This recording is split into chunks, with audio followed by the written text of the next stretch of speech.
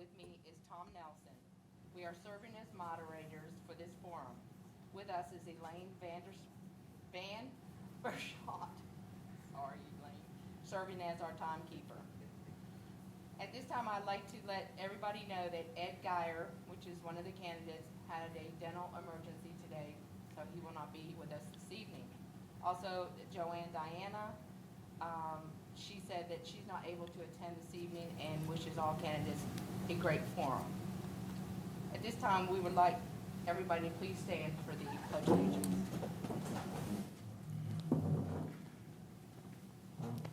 I pledge allegiance to the flag of the United States of America and to the republic for which it stands, one nation, under God, indivisible, with liberty and justice for all.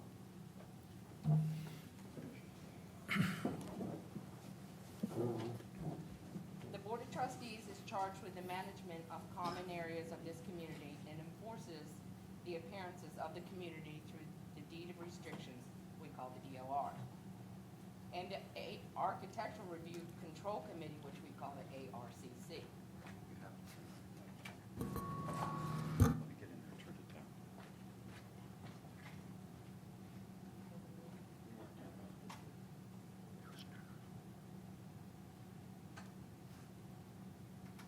Okay. A yearly budget is prepared to operate and manage those common areas. The income from these operations is received through assessment fees and other revenues such as the shopping center, rental units, RV rentals, recreation fees, operations of the golf course, and food and beverage. The Board of Trustees are not responsible for communities' water and sewer, streets, streetlights, fire rescue, law enforcement. These are county responsibilities not regulated or supported by the Recreation District through our assessments, nor from the support of the shopping center and community or club events. Each candidate will have 2 minutes for introductory statements and your qualifications, interest, and desire to be a Board of Trustee.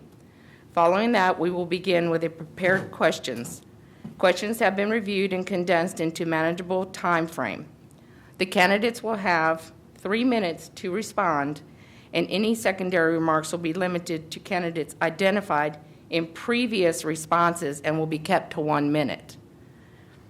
The candidates have not been offered the list of questions in advance of this forum. We would ask that your responses adhere to the question asked and respect the time allotted. Thank you and good evening, everybody. My name is Tom Nelson. We will first start with a short introduction by each of the candidates. We will start to our right with Mr. Brinker.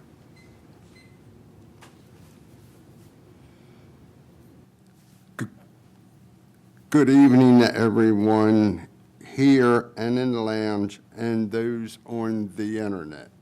My name is Harold Brinker. I am running for a seat on the Barefoot Bay Board of Trustees. Before retiring to beautiful Barefoot Bay, I was a business owner and a general manager of 3 automobile dealer franchises. While here in the Bay, I was a member of Barefoot Bay Homeowners Association, which I served as a director. I am currently a member of the Art Committee and the Violations Committee. With my both skills from the business world and the knowledge of running the district, I feel as though I'm qualified for the position of Barefoot Bay trustee. I would like to thank you for listening and would appreciate your vote on November 3rd. If anyone has any questions or concerns, please don't hesitate to contact me or stop by my house. Thank you again. Thank you, Ms. Henderson. Hi. Hello, hello, hello, hello. No. My name is Lynn Henderson. No. There you go. Hello? Now I'm live? People are a pain. Luann Henderson, I'm from Pennsylvania. I'm from Pennsylvania. I'm college educated, and I lived in Barefoot Bay with my husband for 21 years. I've been on the board for 2 years, and when I ran in 2018, my platform was one of common sense and financial responsibility. Now, 2 years later, I realize that financial responsibility is a given because there are 4 other people you have to convince to spend money unwisely. I have come to believe that common sense and honesty are the most important things in someone who holds public office. Common sense is something that you will have or you don't. It can't be developed. But honesty, well, that's something that can be chosen. Either you choose to tell the truth or not. I'm not saying that I've never lied or bent the truth. Oh, yeah, that new hair green color is really looks really good on you. I might bend the truth a little there. I'm going to not use common sense, but I am going to tell you guys the truth. Being a trustee is the hardest, least paid, and sometimes the most rewarding job I've ever had, and I'd like to do it for 2 more years. Thank you. Mr. Loveland. I'm Randy Loveland. I've lived in the Bay for 7 years now. My husband and I moved in here 7 years ago, renovated 2 homes. Fell in love with the Bay. It really was not a typical place that I thought that I would be landing, but my philosophy's always been grow where you're planted. And in doing that and laying down roots, that means you get involved in the communities that you're in.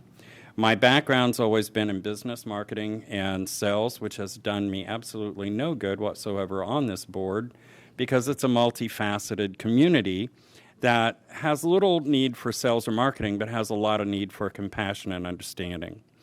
I feel that in the last 2 years, I have brought some logic to the board, some passion, some understanding, and hopefully a whole lot of common sense. I think that it is the responsibility of any board member that goes on to the board to come forward with their facts, do their research, come prepared, listen to all sides, and sometimes you have to make a decision that even goes against what you personally would prefer for the good of the community. That is not ever an easy position to put yourself in, but it's one that you better be equipped to sit down and from day one and be able to make those decisions. You're going to make friends mad. You're going to have friends try to influence you in your vote, and you can't let that happen. And you have to make sure that you wear your armor when you're in and off the board to make sure that what you do and what you say is for the good of the community. Thank you. Thank you. Mr. Morrissey. I turned it on. My name's Michael Morrissey, and I'm running for the Barefoot Bay Recreation Board. And I didn't come prepared with a speech or anything like that. I just came to be honest and truthful to everyone that is listening to me tonight. It comes to me after retirement, of course, and 30 years of community services, being a fireman, and a policeman, and a customer service agent for 30 years. Over that period of time, I've got to know and get the feeling of how to deal with situations and problems and monetary situations and problems. And I feel that I could contribute my knowledge and my strength to Barefoot Bay. And it's coming time, especially this very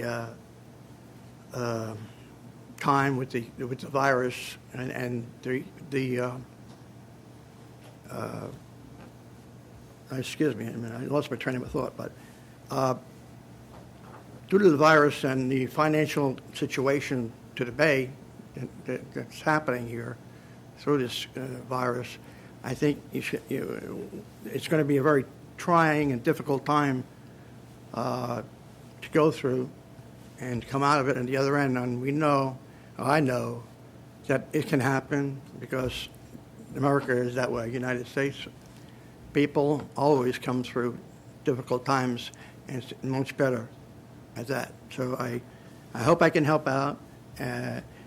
One of the reasons why I wanted to run for this election is because I didn't see anybody volunteering, and I was saying, well, this is a volunteer job, and I know, people come down here to retire and what have you, but I felt my duty because I've always been all my life community-minded and doing and working for the committee. So I appreciate your vote tonight, or I should say November 3rd, and let's get on with it. Thank you, Mr. Morrissey. Mr. Nugent. Yes, good evening. My name is Jim Nugent. I live at 1188 Barefoot Circle here in the Bay. I moved here about 2.5 years ago, retiring after about 40 years in healthcare. 30 of them have been as a licensed nursing home administrator in the Commonwealth of Massachusetts. I attended Northeastern University.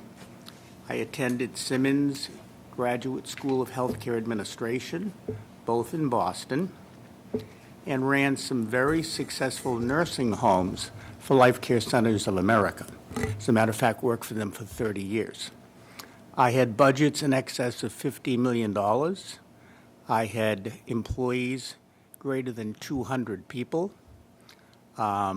created budgets, created capital expenditure budgets, created short and long-term planning, and I think with those skills that I'd be a good asset to the Board of Trustees.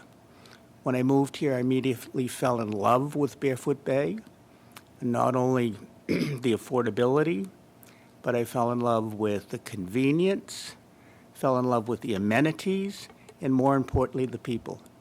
And I'd like to be part of that board to represent the majority of people that live here in Barefoot Bay. I appreciate your vote on November 3rd. Thank you very much, Mr. Nugent. We'll now move into the question and answer phase. Each of the candidates will have 3 minutes to respond to the question. And just to make life interesting, we're going to start with Mr. Nugent and work backwards. Mr. Nugent, the first question is, do you see continued beach enhancements in future budgets, and what would you like to see included in the beach development project? At this point, I think it's a necessary investment that we focus much of our revenue on enhancing just the amenities of Barefoot Bay. I think that attracts people to live here. The beaches, not the easiest place to get to, as that is our beach here in Barefoot Bay. I think the restrooms are a nice addition. I think there needs to be some money focused in the repair of the boardwalk to the beach. I'm very much willing to invest in seeing that occur here for the residents of Barefoot Bay. Thank you. Mr. Morrissey. Yes, that's a good question. Hello? Okay. Yes, I was thinking about that long before, I guess, it was the question tonight. Because when I first came down here, I'm here only 3.5 years. I've gone down the beach. I lived on the beach in Rockaway Beach in Long Island, and I loved the ocean. And when I saw there was no bathrooms there, I said, well, gee, they should really have a bathroom here. And lo and behold, it's coming about, and that's a good thing. I see maybe perhaps a bus service of some sort, or even a boat, to go across the island. If we could locate a place to get off at the other side. I don't know not too much about the beach on the other side, but that would be something I would like to see, some sort of transportation over there. So people that don't have a car or only have golf carts. I know there's some in the Bay that doesn't have a car, they use their carts. I think we were discussing something like that early on about carts in the Bay. And anyway, I would like to see that. I would like to see to help them out transportation-wise. I think you'd be getting more use out of it for the people if they didn't have to worry about, bringing their car over or getting there if they didn't have one. Thank you. Thank you. Mr. Loveland. The beach is very much an amenity that Barefoot Bay has taken a lot of pride in owning a beach. But when we look at it, it is a separate amenity, meaning that it's only 3 miles away from us if you can swim. It's about 23 miles away from us by car. But all the beaches are. We are not a beach community. We just happen to be a community that owns a beach. We have invested in the bathroom. As far as the boardwalk, what we need to do is educate the community on what the boardwalk is and what the sand erosion is and what we are limited to in our ownership of what beach property means. We do own the property up to the sand dunes, and then beyond the sand dunes is owned by the state of Florida. And we have to follow those regulations. And I know that the sand has washed out. The other day we were over there, and the sand has now come back because of the high tide. But it will wash out again, and we'll have the same problem. We do need to figure out a way to make that ramp go back down into the sand, but our limitation is how much space we have to build over there. So again, it's education of the community and what we can and what we cannot do and what we are limited on. As far as investment, we have invested quite a bit in that. We've invested into the parking lot. We've invested into the re-landscaping of it. We've invested a lot into the gazebo that is built on the deck, as well as the restrooms. The restrooms were not a cheap feat, but they were a necessary part. So I'm not a big proponent of investing more money in the beach at this time, but I think that we should consider it in the budget as we go forward to keep it in good repair. Thank you. Ms. Anderson. I think also that the beach, we've spent a lot of money at the beach, and unless something, the sand is going to wash out, and it's going to come back, and it's going to wash out, it's going to come back, and Randy's right. We only own it so far, and then there's really nothing we can do.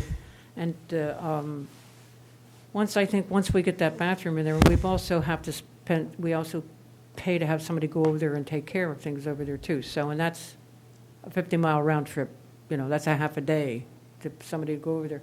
I think we spent a lot of money at the beach, and I'm not sure exactly how much more we could. I don't know even what we'd spend it on over there.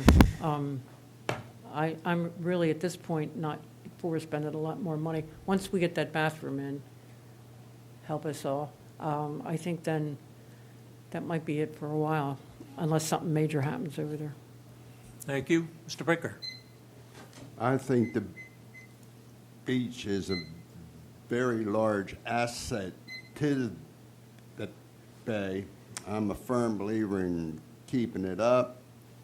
And with the new bathrooms that we have ordered already, I just like the beach as an asset. And I agree with everybody, so it's no sense me repeating anything if you don't mind. Thank you very much. We're going on to question number 2. Mr. Morrissey, do you support the concept of a dog park for Barefoot Bay? And what criteria would you utilize in construction, operation, and maintenance for a dog park? Well, I have a dog myself. I have a little Shih Tzu. And the idea of the park is it's a nice idea, but in reality, it's going to be a difficult situation to control. Unless you have to invest money and have a person there, during the opening hours of the park, I don't see in the future to be a problem. People will, take care of picking up the duty and what have you from the dogs and stuff in the beginning, I'm sure. But I see that even the hotels have, paths for park, for the dogs and what have you. and they don't pick up after a while, you know. So you have to take that in consideration. I wouldn't be against it. I mean, I'm not against the park. I was just saying, in reality, it might become not an asset too much, you know, to the bays to have somebody, working on a 40-hour week or whatever, 48-hour. It has to be maintained. It has to be cleaned up. That's my point of it. I mean, I'm not against it, but I would probably take my dog there, but I'm the kind of a person who would pick it up, you know. I pick up my dog's doo-doo, you know what I mean?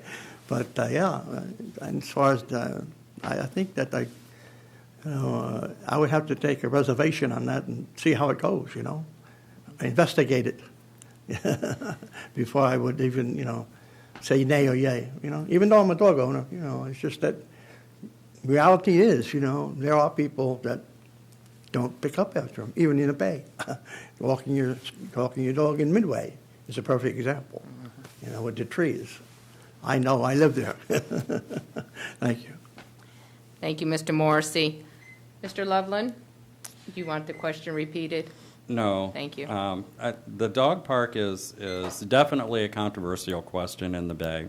It's been brought up many times prior to this year. There have been 2 proposals that have been brought forward to the board. Both proposals look absolutely wonderful.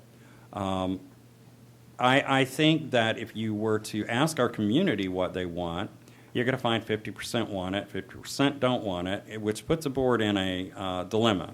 So now we have to deal with the facts. When you have half that want it, half that don't want it, you have to look at the facts. How much is it going to cost? Where is it going to be located? That is the big killer of the dog park.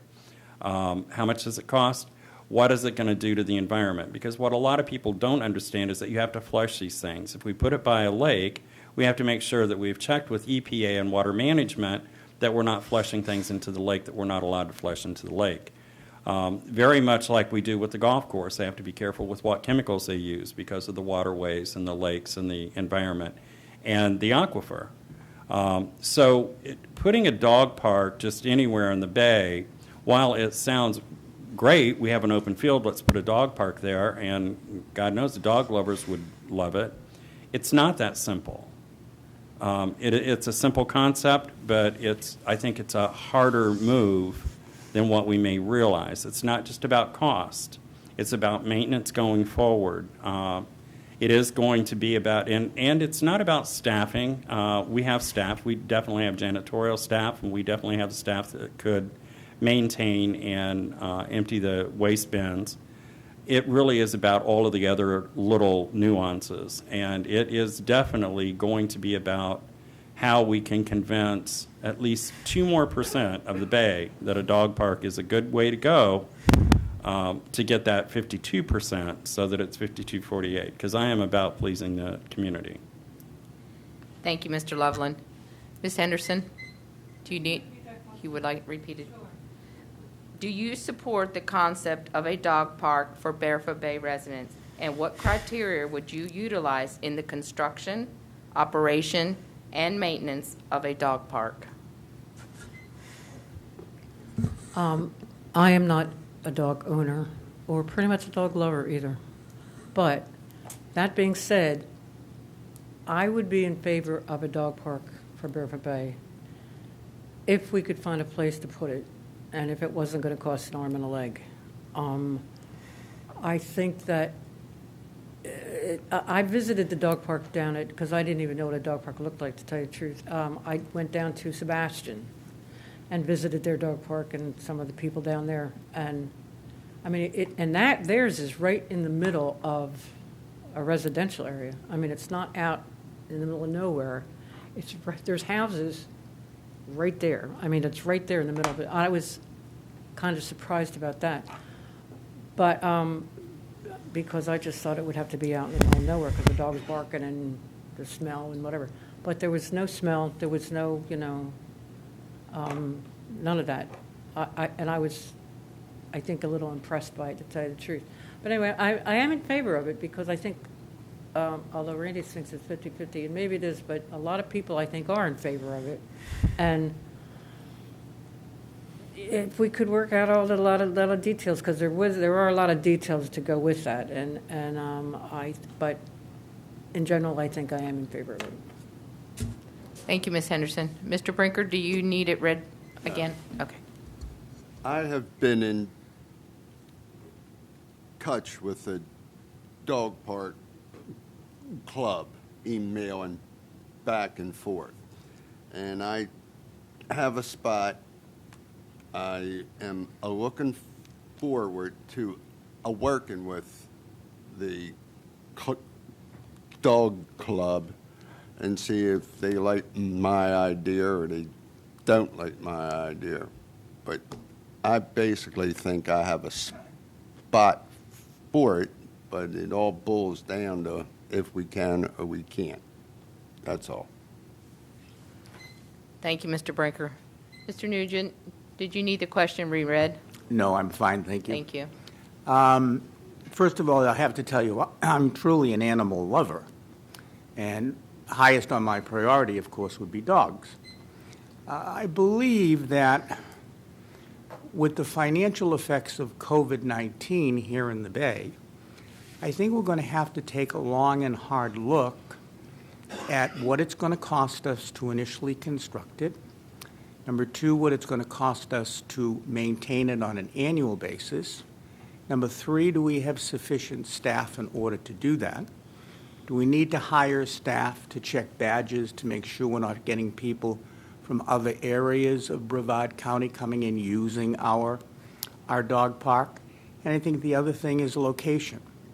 I never want to see the dog park infringe upon other amenities in the Bay that we either take away from or reduce in size to make room for the dog park.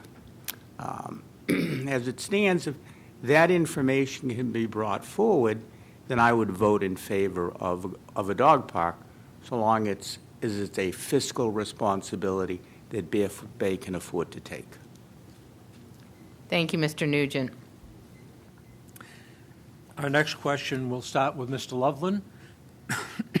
With the new CDC guidelines on clean air and air quality, as well as routine sanitation of our air systems, would you recommend immediate upgrades to the air filtration and fresh air systems in all Barefoot Bay buildings, or how would you proceed? I absolutely would, and the reason that I would is that I think that with or without COVID, we definitely need good air systems, even with other issues like flu. We have a lot of people in our community that do have some delicate health issues. Many of those are things like asthma. Something that simple for us to upgrade our air systems, our air filtration systems, whether that be through our HVAC systems or installing systems that are just air purifiers. I'm very much for it. You get to be a certain age, after 25, like me, you really want to go into healthy buildings. And I believe that our government, all of our government buildings are leaning in those directions, in more purified air within the buildings.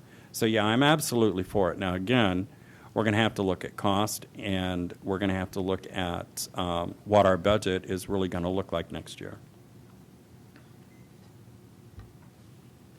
Thank you, Mr. Loveland. I Ms. Henderson. Yes, hi. Hi. I don't think there's any way you can be against that, to tell you the truth. We need clean air for a lot of reasons, and most of our buildings are older, and they need upgrading anyway, and that, I think, would just be a part of it, of the whole package deal. And I think cost is going to be thing. With cost is part of everything that we do here. But I think it is important that we at least try to get all the buildings breathing freely. Thank you, Mr. Brinker. I agree with both Randy and Loanne. It's a good idea to have the air in these buildings. And now I understand we just went out and bought the foggers.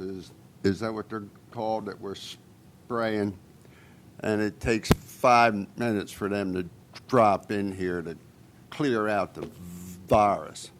But I'm 100% with Randy on Enlow with the air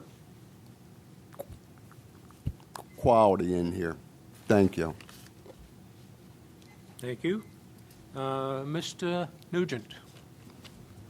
Yeah, I would concur with the last three that spoke on it.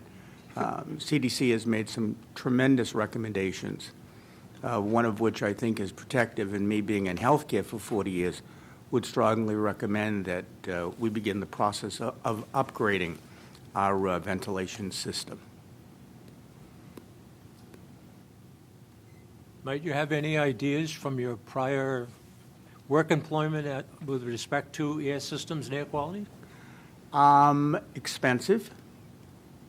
A lot of operating rooms have done of course, a special HVAC system. They need to be well maintained, which is costly. So I think there needs to be several ideas that are bantered about, reviewing with a lot of contractors a variety of options. So I think we not only need to plan for now, but I'm of the age that, health issues become dominant, and we need to protect the community. So if that means we need to invest in upgrading our systems, I'm all in favor of that. I just want to know what the trade-off is. What is the trade-off in the 2021 or 21-22 budget? We're going to have to cut this, cut that, cut this in order to be able to afford doing the upgrades. Thank you very much. Mr. Morrissey. Yeah, well, everybody has covered it very well, so I'm going to be the one to object to it. But, I am asthmatic, and I agree with the air.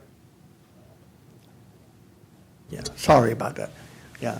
Well, like I said, I'm an asthmatic, so I understand what we're talking about here. It does affect me personally, but, the way you go about doing this is you got to take one at a time, one building at a time, and I think, or have a committee set up, and work on and a workshop on it to find out how and when we'll have the money to do that, in this budget. Right now, there's a lot of pushing back as it is, to 2023, 2024. How much can you push back without, you're going to wind up having to get a bond or something, and now you're talking big money, So, yeah, it's definitely necessary, and it's required, really, to have a safe environment here to breathe, So, thank you very much. I think it was covered very well, the question. Thank you. Our next question is going to be to Mrs. Henderson. Has the Board of Trustees made decisions on items that you would have decided differently in the past year? And please be specific. What? Could you repeat that? I sure can. Has the Board of Trustees made decisions on items that you would have decided differently in the past year? And be specific. Is there anything that the board did? Okay.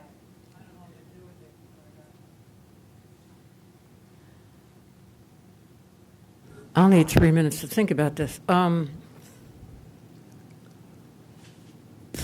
I think, to be honest,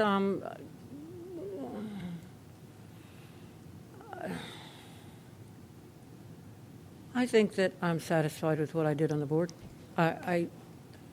There was one, I can't even tell you now what it was, but there's one thing that I thought maybe I would have voted differently, but I can't even tell you now what it was, so it must have been not at that point been, or now, that important.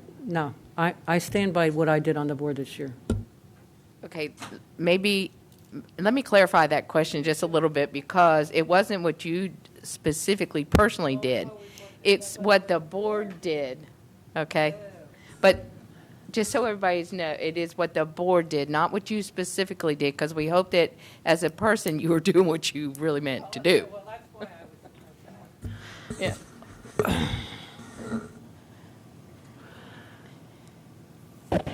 I think you answered, I mean, you did answer, so if you're good Well, with that. I would just soon not. Okay. Okay. Mr. Brinker? I am opposed to the FY '21 budget where the trustees voted for $1 million loan. I'm used to living within my means, and I'm sorry, but I just think the trustees voted yes for it, 3-2. That's all. Thank you. Thank you, Mr. Brinker.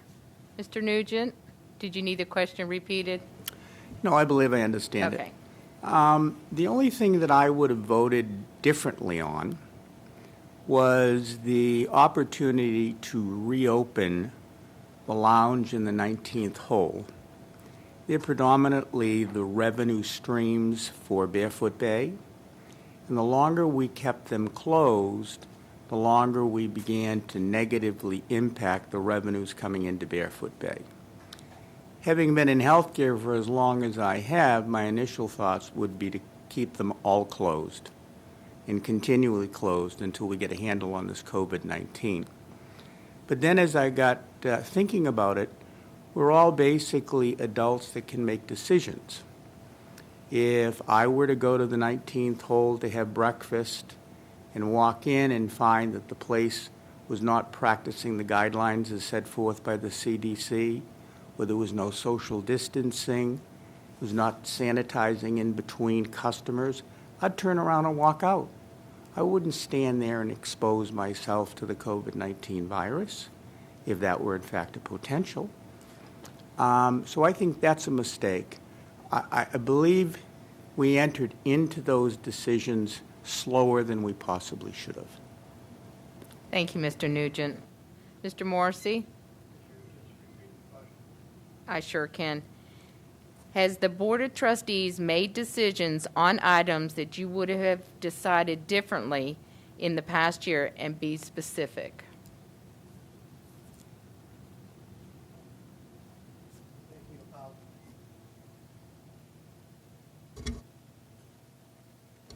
Thinking about this question, there's no real short answer to that, but the only thing that I agree with Mr. Nugent about closing, the 19th hole, or whatever it is, but the 19th hole is in the golf. I'm not a golfer, so I get a little confused with that. 19th hole, or is it a golf thing, or is it a restaurant? But anyway, you get the gist, I hope. To make any kind of decision on an unknown disease, okay, it's always, the quarterback, I coulda, shoulda, But the thing is, at the time, I give the credit to the board, to the manager, for doing that and saving, a lot of people either dying of the disease or having it. So I don't think that decision was not wrong myself. My opinion is I'd rather have the debate closed than have the disease, okay? But it was a hard decision to do anyway. I mean, I wouldn't want to be in that position, but who knows, what decision I would come to in this life. But that certainly was a major undertaking for the manager to do that and the board of trustees. And I applaud that because, thank God, I don't have it today, okay? Other things, it's obvious that it was going to happen. Things would have to change. The money's not there. You need to take it from somewhere without borrowing the money, okay? So no, I don't think there's anything that I saw this past year, that wasn't acceptable to me. Thank you. Okay, thank you, Mr. Morrissey. Mr. Loveland, do you need the question repeated? No. Thank I'm you. good, thanks.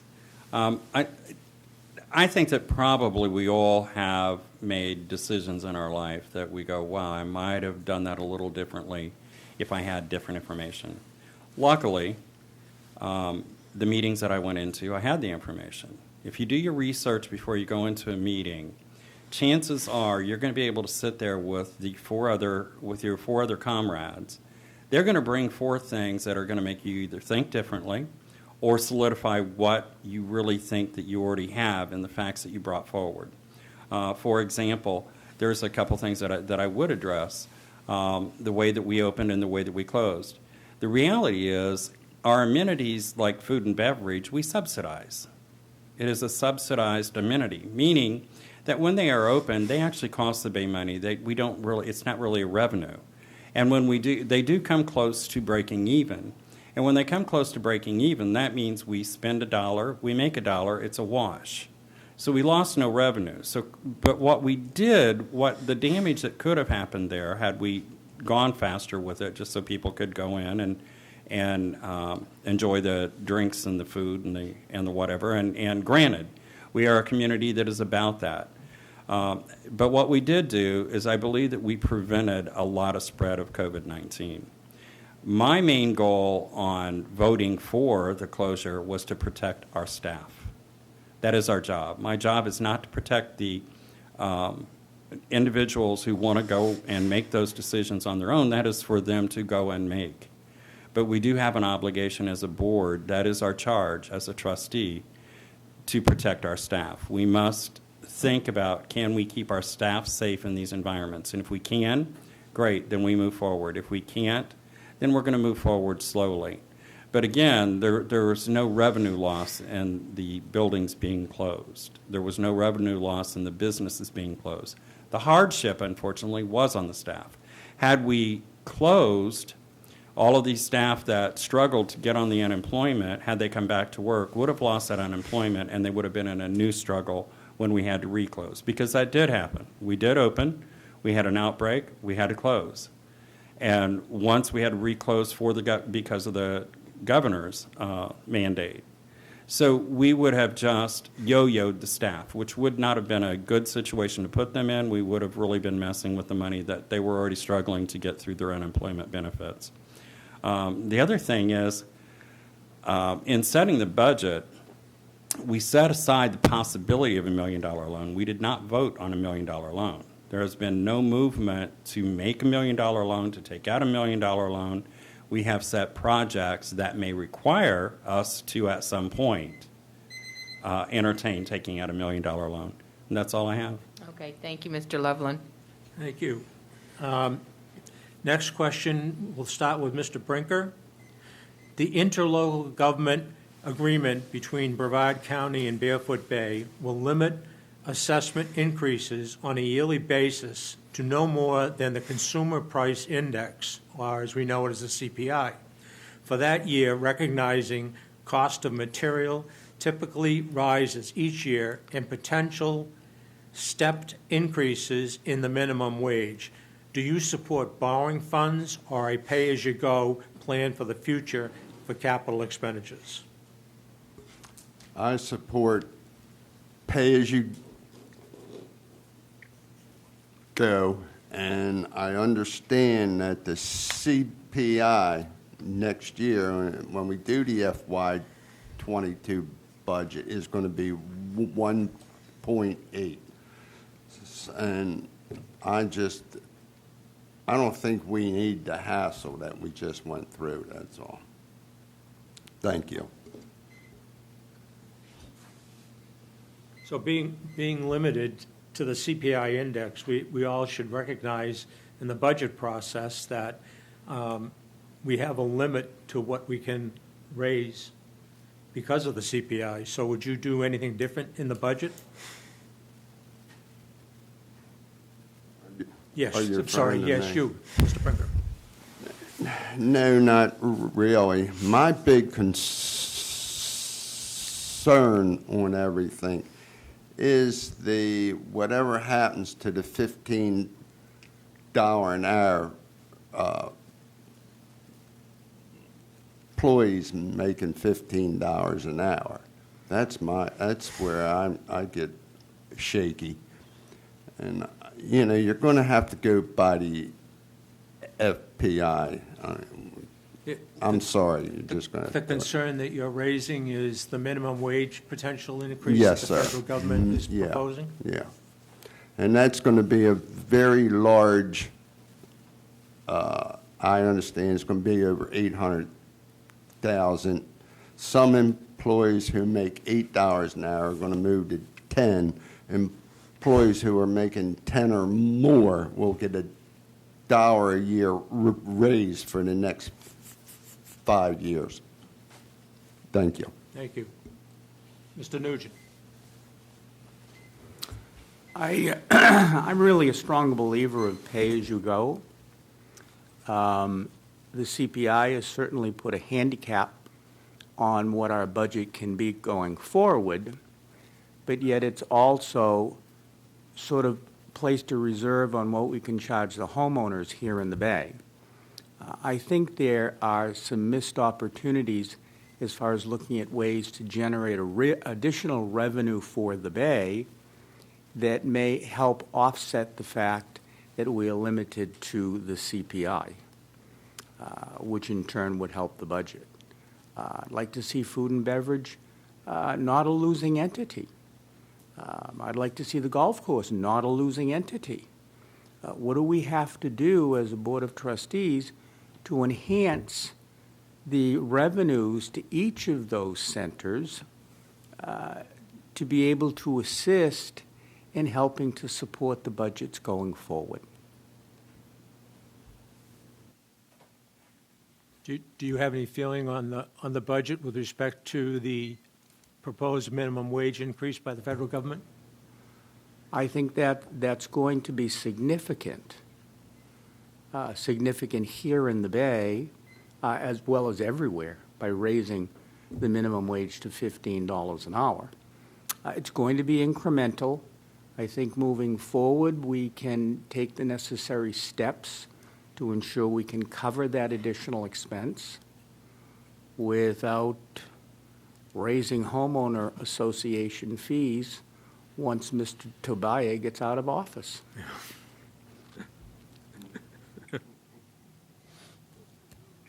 Mr. Morrissey, would you like that repeated, the question? The interlocal government agreement between Brevard County will limit the assessment increases on a yearly basis to no more than the consumer price index for that particular year. Cost of material typically rises each year, and potentially stepped increases due to the federal government raising the minimum wage.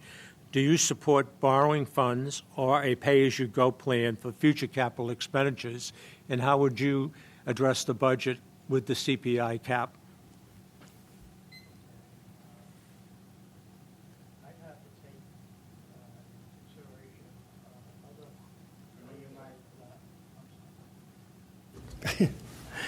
I get that yet. There's various ways to supplement the shortages on a yearly basis. You had an experience not too long ago, say about a year or so ago. You had a fair, I believe it was, or a festival, whatever they call it. Was it Lake? I don't know if they made any money of that, but that's ways that we could bring revenue into the Bay by having maybe perhaps 3 or 4 of them, okay, a year, and raffles and what have you. You'd have to have a committee set up and get ideas how to raise the money in that area, in that way. As far as the mandated raise, if it gets passed, it has to be voted in. Okay, we don't know what's going to happen. We don't know if it's going to pass or not. If it does, it's not an immediate 5 years worth. It's over 5 years. So it gives a little breathing room to work out ways to get more revenue in the Bay. Okay, and that's been already spoken about. The golf course, the 19th hole, the other areas that produce revenue for the Bay, the parking, or not. I'm not ruling out even see if we can get over the cap of the mandated, for the money. But That would be the last recourse, to supplement it. But there has to be ideas brought about in the committee to work on to get the extra money. I don't have an immediate answer right now, but that's where I would go. I would like to see that, and I would be volunteer to be on that committee if there is one. Thank you. Thank you. Mr. Loveland. Yeah, I think that we have to take in consideration first, if we look at our interlocking agreement, we have taken into consideration that if we had, for the last 15 years, raised the homeowners association, if we had raised our district fees according to CPI, we would be $6 million ahead today. However, out of 15 years, we only had raises for 8 of those years, and most of those raises were 1% or less. The last 3 years, we've had 2.93% raises, 3% increases. We had taken this to the county commissioners when we raised to 3%. Mr. Tobias, at that time, a year ago, gave us fair warning that if we raise it to 3%, it makes him look bad on taxes. Even though it's not a tax, it's a fee, it's a district fee, it's collected through our tax board. So therefore, he felt that that reflected on him and said that if we did that, that he would move forward to put on the referendum an item where we would no longer be able to, if voted in, we would no longer be able to collect our district fees through the county tax board. We knew that a year ago. Now, we did nothing on that. We should have probably had a watchdog on it, because if we had known in May that he actually had put together a referendum and had pushed it through very quietly on the council, we would have been prepared to do education in the community. We would have been better prepared to let people know what that vote yes, vote no would have meant to the Bay in collecting taxes and putting liens on properties for non-district fee payment. Unfortunately, we did not. So therefore, we got to the 11th hour and we were locked into an agreement which puts us at the limitation of the CPI. I noticed that Mr. Brinker said it was 1.8 is the CPI. I don't know what the CPI is, and I'm doing budget, so I better probably get on that, because I don't think that they've announced CPI for next year yet. What we did base our CPI on for this last year is 2.3. Is that correct, Luann? This year. So we don't know what that is going to look like next year. The CPI has been as high as 4%. The CPI typically runs about 2.30. That's a livable CPI. It gives us enough revenue that we can operate. I do agree that we probably have got to drop our it's okay to break even, and we may have to look at how do we make revenue to offset some of the other losses.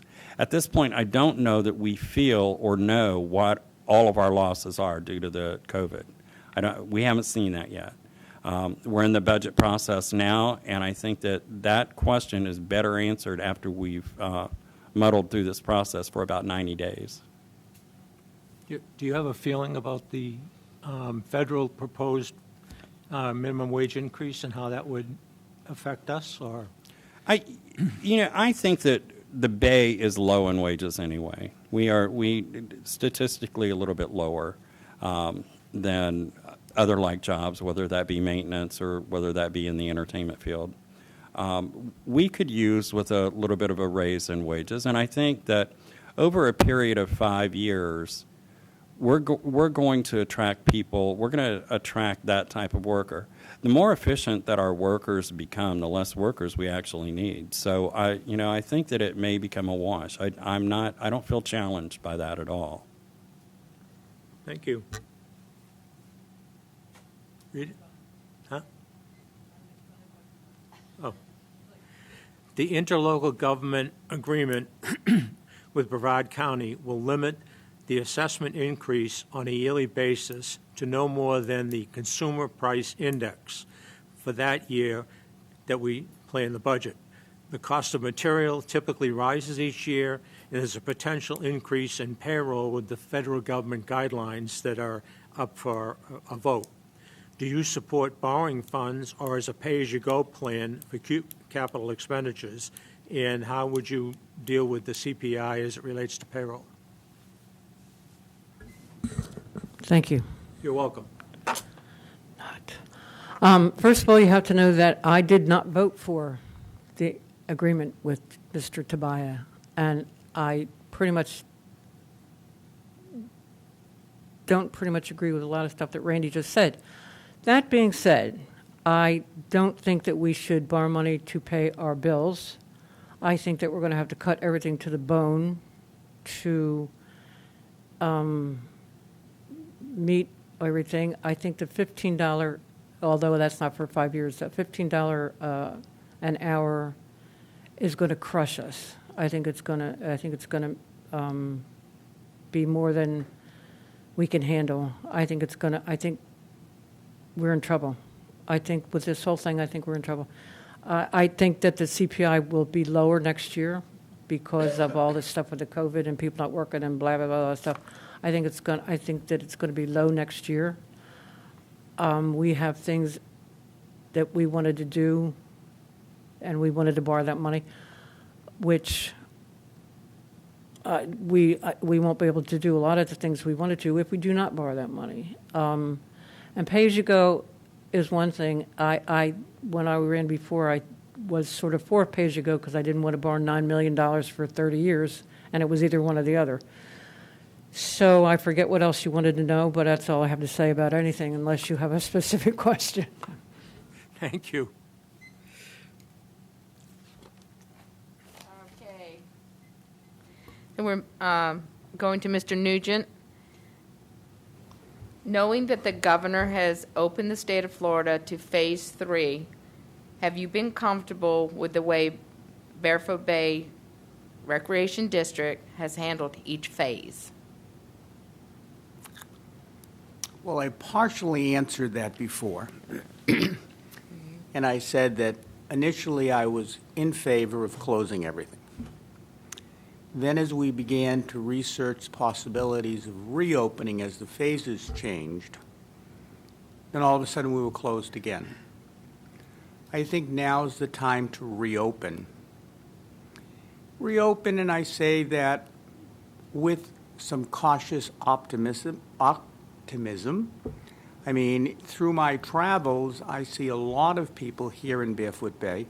They go elsewhere. They go to Captain Butcher's, they go to Captain Hiram's, they go to the Tiki Bar, they go, etc. When I'm saying to myself, my God, they could be spending that money here in Barefoot Bay. So I'm hopeful the Board of Trustees, when they investigate the reopening, will consider reopening the 19th. CDC has recommended that you have outside dining as much as possible, so I'm hoping that occurs. It's less opportunity for the virus to spread. So I could give you a better answer after the BOT meeting tomorrow to see what they're planning on doing. Thank you, Mr. Nugent. Mr. Morrissey, did you need a question reread? Please. Knowing that the governor has opened the state of Florida to Phase 3, have you been comfortable with the way the BBRD has handled each phase? Yes, I am. For want of another way of doing it, this is something new to everyone. So if you don't, you have to err on safety, and that's the way I feel about it. But as far as the other part of the question, It was only that. okay, thank you. Thank you, Mr. Morrissey. Mr. Loveland?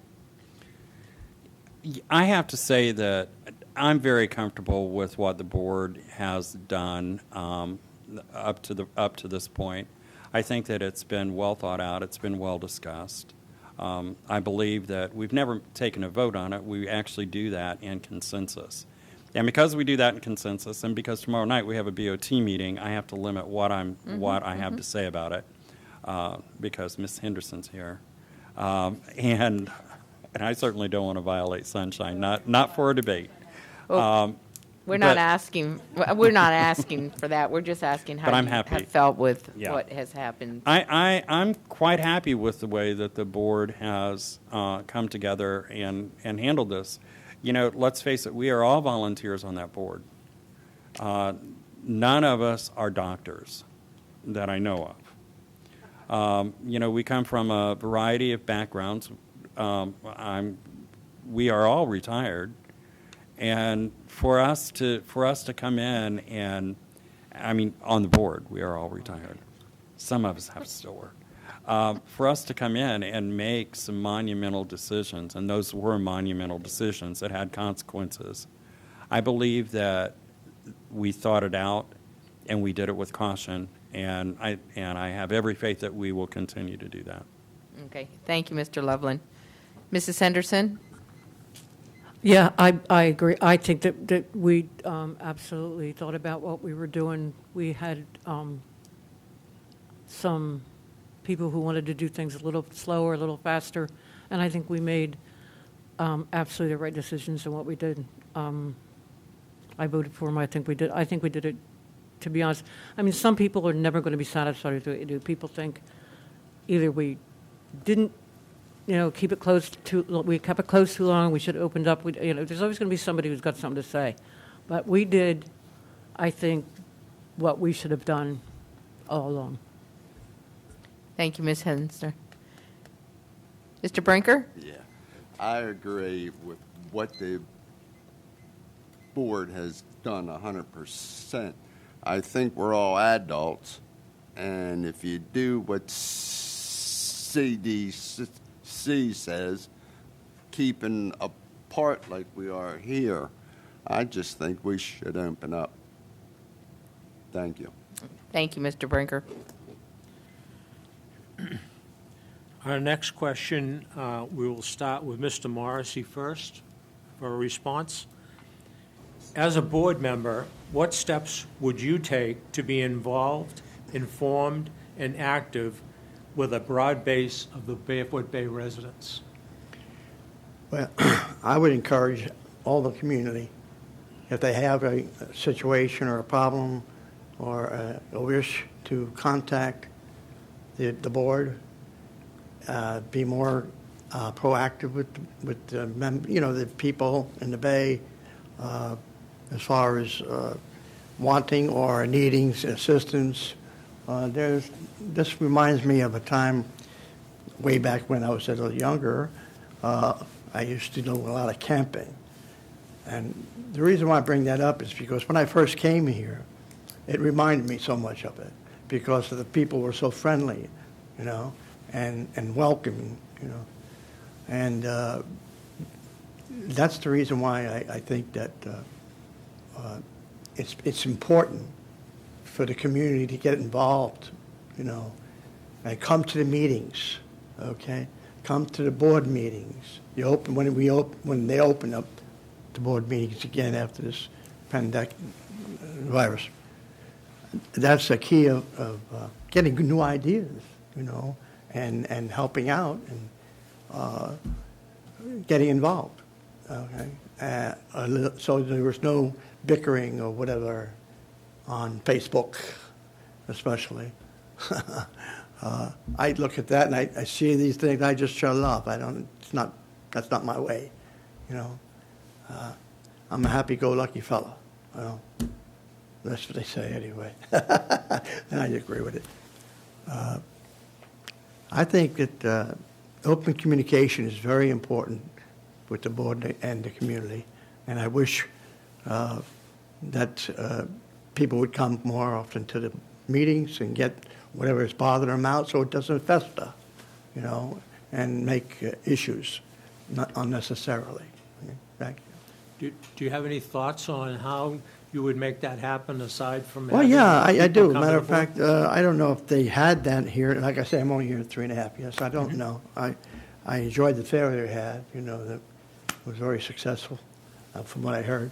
I think we should have more something in that way of having either dancing or parties or potluck, these are the things that bring people together and work, you know, and have fun.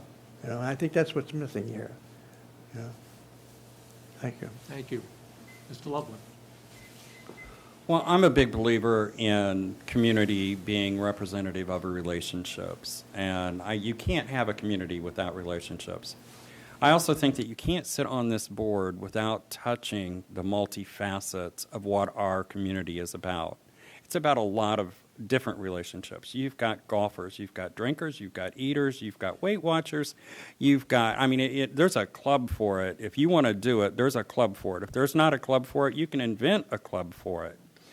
But I think it's important to be involved in our community, not necessarily the way that I get involved, or that Nancy Smith or maybe even Deb Dalton gets involved in the community, but get involved a little bit in everything. Think of it like an international food fair where you go out and you taste a little bit of all of it. I have worked with golfers, and when they have their golf tournaments, I have sold 50-50. I'm there. I'm getting to know them. I talk to them, not as much as Luann, but I know who they are. I recognize their names. I get involved in the festival. I've sat on the board of that festival for 3 years, being involved and watching the community grow through that activity. I like to go down and listen to the music at the lounge. I get involved in the Christmas parades. You've got to get involved in a community and know what is going on and know what people want and know what people like and don't like. And I think by doing that, it has opened my phone lines up. I do get a lot of calls from homeowners. And they're not complaint calls. You know, there's a few. But mostly I get calls on, hey, that's a great idea. I have this other idea. What do you think about this? And it's people sharing ideas. It's not people asking me to take their idea forward. It's people asking me how they can get involved in the community. We need to be educators for people who are new to the community, who don't know what the involvement levels are. We need to be able to get out there and help them and give them the right information and give them positive information about Barefoot Bay. Everything from the Community Watch, when I first moved into the Bay, I think that was the first thing that I was ever involved in, is the Neighborhood Watch. I was one of the little captains of my block. And then you just go from there, you know, whether it's a committee or whatever. But when you're on this board, touch your toe on every side of that facet of that jewel. This is a jewel. Know it. Know a little bit about it. Thank you. Thank you. Mrs. Henderson. Certainly. As a board member, what steps will you take to be involved, informed, and active with a broad base of Barefoot Bay residents? Who makes up these questions?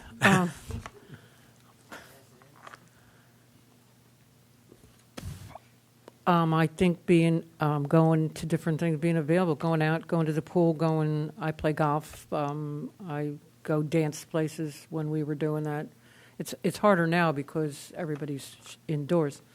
But, you know, going different places, seeing different people, and just talking to people and seeing what they want, how they would handle things, and sometimes just solving their problems. Some people have little problems that can be solved easy.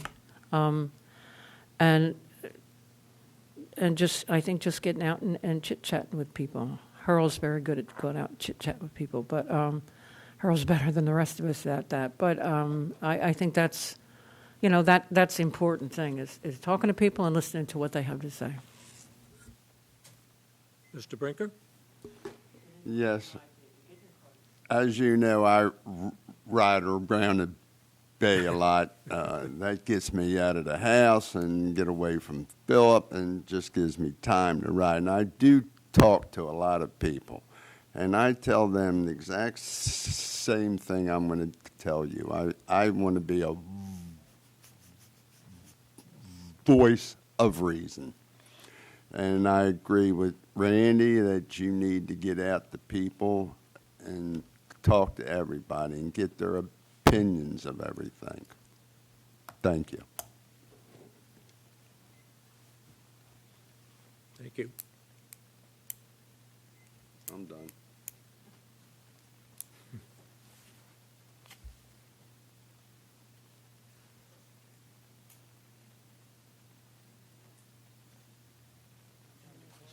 Eight. Is it 8? It's okay. Okay. Mr. Loveland, in closing, what do you see as the single most important issue in Barefoot Bay, and what would be your solution? Gracious. Well, that could be a very loaded question. However, I think it's an easy one for this year's campaign. COVID-19. I think that we have to look at how we're coming back, what we need to do going forward, and what that's going to involve. That's going to involve community activities. It's going to involve budget. Of course, it's amendment to the budget. You know, we have a 5-year plan that COVID just came and took a big bite right out of the butt of that budget. And it has made us sit back, and now we have to go, wow, what do we do now? We have to almost have crystal balls to think of what it's going to look like next year. And it makes it an impossible situation in many respects on what is important. I think the important thing right now, the most important thing, is the health of the community and getting us back to as normal as possible. The challenge is, what does our new normal look like? And how do we make that livable, and how do we keep this place paradise, as everybody calls it, under new maybe guidelines, under new maybe restrictions, under new maybe this or maybe that. We're not sure. We're just not sure what it's going to look like, but we do know that we have to get there. We have to get there some way, somehow. We are a social community. People are social in general. And without that, it is part of our health. It is part of the way that we live. And we've got to get back to that. We also have to figure out how to pay for it. And I think that we've hit on a lot of topics tonight: air purifiers in buildings. We need to see what the CDC does. We need to see what we do as a country with this disease, what the immunization is going to look like. There's so many variables to it. But I would say that that's definitely our number one priority now. It's not pool 4. No. Oh, really? Oh, you're going to make a lot of people mad. Thank you, Mr. Loveland. Mrs. Henderson, did you need it repeated? It's the most important issue and how to solve it, right? That's Okay, correct. Okay. Never mind. I agree that the COVID crisis is an important issue. I think the more important issue is the budget. I think the budget, how we spend the money, where we get the money to spend. I think the budget is the most important thing going forward. The solution is anybody's guess at this point, I think. Maybe tightening our belts, and maybe we will have to borrow some money. But I personally think that although the COVID is important, I think hopefully the COVID will go away soon, but the budget is never going to go away. Thank you, Mrs. Henderson. Mr. Brinker? Yes. Do you need it repeated, N- the question? No. Okay. I find the new board, not excluding Randy and Luann, is going to have a very, very difficult time this year. And whoever is on the board, if they don't follow up on what's really happening, we're going to be in trouble. That's how I feel about that. Okay. Thank you, Mr. Brinker. Mr. Nugent, did you need the question repeated? No, I'm fine. Thank you. I strongly believe that, along with Luann and Harold, that I think one of the major hurdles for us will be, in fact, the budget. I'd like to see department heads come back with what I call their Christmas list, those things that are absolutely necessary versus those things that would make their life a little easier, so that the Board of Trustees can help sort through what's imperative that are done first within the 2021 budget, or might be able to be put off, versus things that we could afford to do when we had additional money coming into the Bay. I think we're going to have to address the budget like the Board of Trustees addressed the phases during the COVID-19. I think it's got to be slow. I think it's got to be methodical. I think it has to be step by step.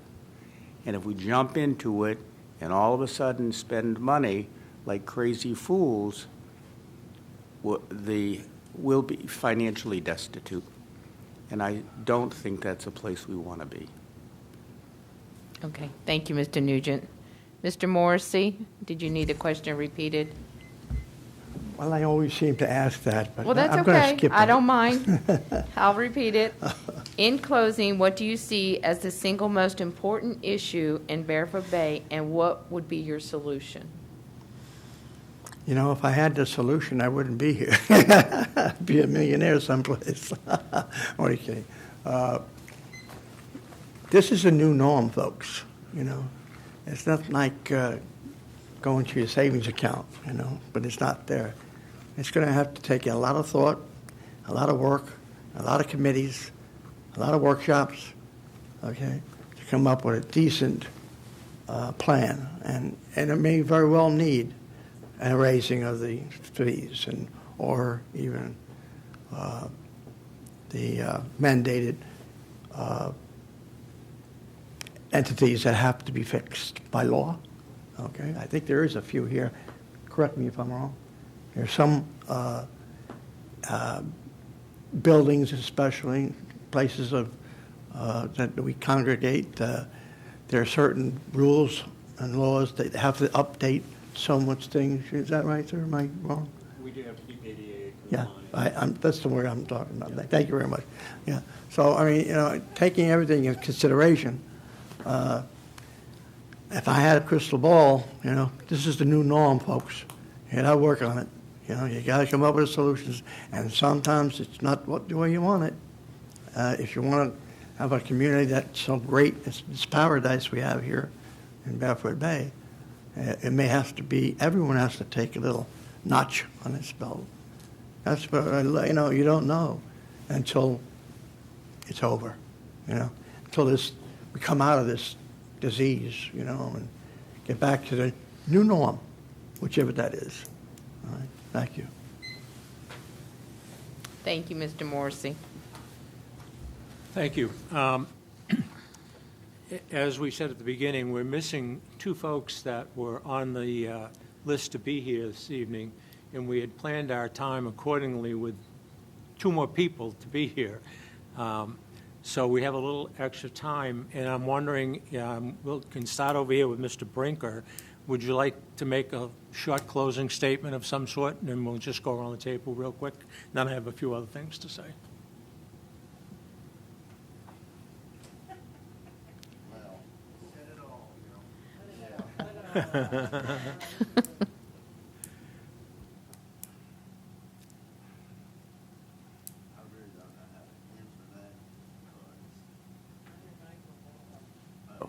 Yes, ma'am. I just have a strong feelings on the budget, on getting the homeowners and residents happy with our decisions. You're not going to satisfy everybody. 50% will like you, 50% won't. But I mean, I don't know. I think it's going to be a very difficult year. Thank you. Mrs. Henderson, would you like to say a few I words would of love to say wisdom? something. Harold, if you think the next year was bad, you should have been this year. It's been interesting, I have to say. I'm very glad I'm here tonight. I got to meet Mr. Marcy, whom I did not know, and I'm glad to see him. I am sorry that the other two were not here, because I would have liked to heard what they had to say about things, because I'm also a voter here, so I'd like to know what everybody thinks about things. And I just have to say that everybody should vote. If you're voting by mail, vote early. Oh, one thing, Randy, did you get the email? I got an email that said that in order to send your vote by the mailing and mail, blah, blah, blah, blah, the ballots, when you mail the ballots in, it's going to cost you 70 cents. So don't put a 55-cent stamp on because it won't get there. So anyway, I just thought of that. So if you're voting by mail, put 2 stamps on or go buy a 70-cent stamp. But anyway, so everybody's a voter, so everybody get out and vote. Either vote by mail, send it in early. If you're going to vote on the 3rd, come early and come often because it's going to be interesting, I think. Thank you very much. I hope you. everybody's a good day. Thank you. Mr. Loveland. Yeah, I hear a lot about budget, and I think that what we need to understand is that Barefoot Bay has a very solid and very secure budget. John Coffey has done an excellent job with this budget for the past 6-7 years, and it is a solid budget. What we have coming in as what we can count on as revenue is our district fees. Give or take a couple of $1,000s, they're pretty consistent. We're at about a 96-98% collection on district fees. That's what we have. We know exactly what we have coming in. We know exactly pretty much what it's going to cost us to run things. Where our budget becomes tricky is when we look at projects, when we look at move this project on, move this project off. I encourage homeowners to come to these workshops. The homeowners that sit back and say, I want this project, I want that project, or I would like to see this, come to the workshops. Be heard at the workshops so that we know exactly how to prioritize the projects. That's where the budget becomes flexible. The budget isn't flexible any other way. It's not flexible through food and beverage. That's a wash. It's not flexible through golf. That really is not even a wash. I think that we subsidize that about 30%. So there's ways that we can increase our revenue, and it's going to mean raises in prices of things like golf, raises in prices of things like food and beverage, if that's the way that we want to go, if that's what we're going to look at. Raises in our rental properties, if that's what we want to look at. Does it make enough to make a difference? Maybe, maybe not. Will it make enough to kill those pieces of businesses? Possibly. You know, you raise your food prices too much, your drink prices too much, your golf prices too much, people stop coming. Then what happens? So, it's a delicate balance on the budget from that end. But it's not a delicate balance on the budget from we have X amount of dollars coming in every year from our district fees. We have X amount of property, X amount of pools, and common areas that we have to maintain. We know what that costs every year.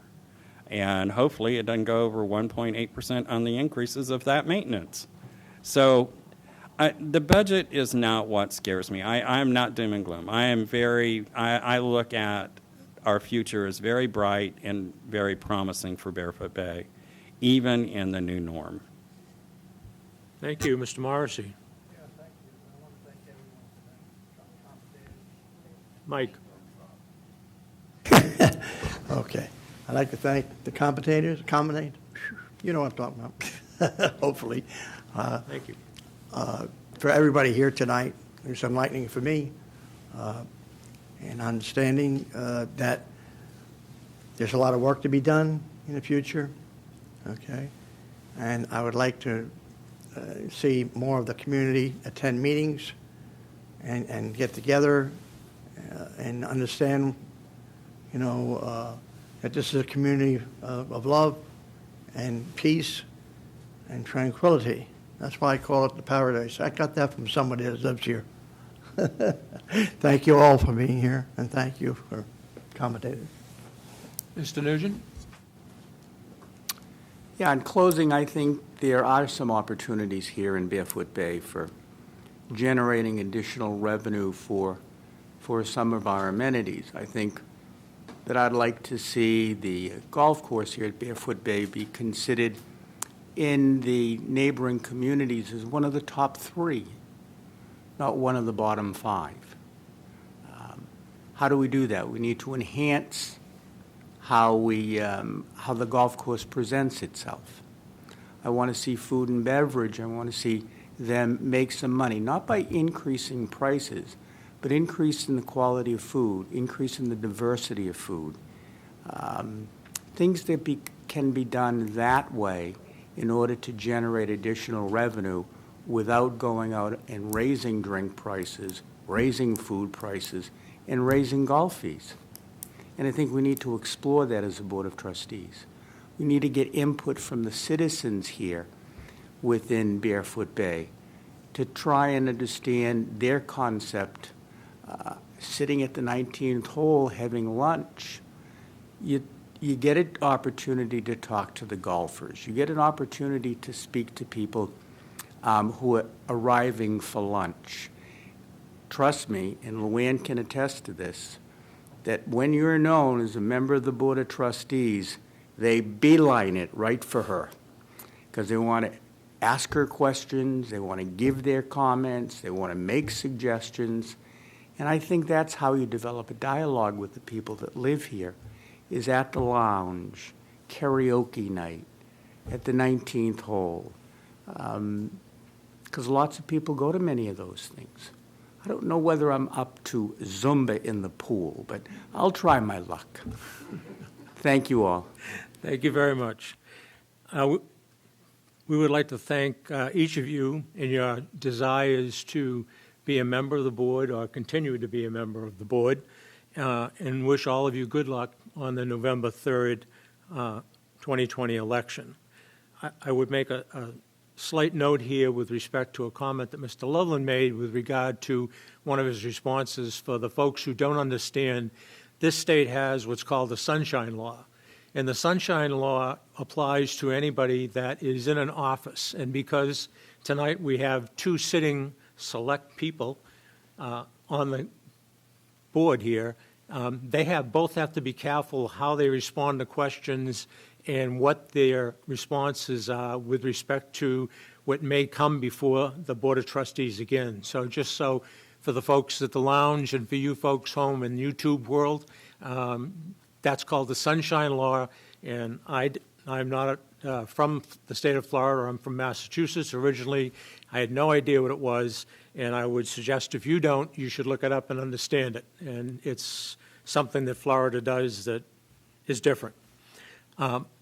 For everybody out there in YouTube land, folks over at the lounge, there will be a second forum that is scheduled for Tuesday, October 20th.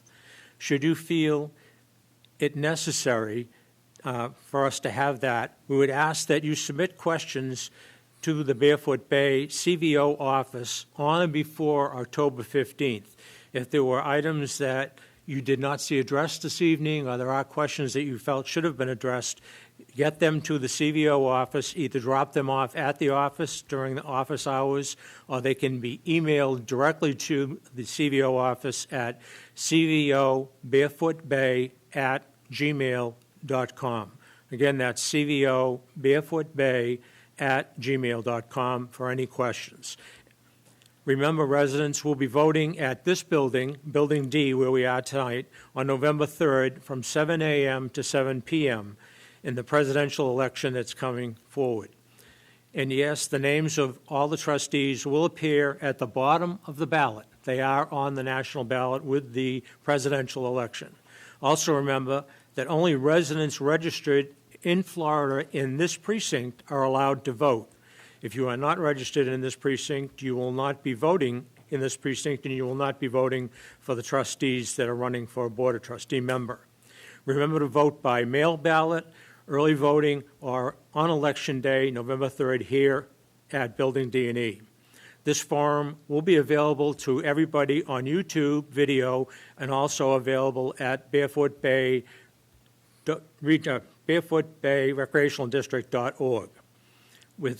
We'd like to thank all participants that were here this evening and all the participants who proposed questions for us to ask this evening. Thank you very much. Everybody have a good and safe evening. Good night to all. Thank you, everybody. And we're closed.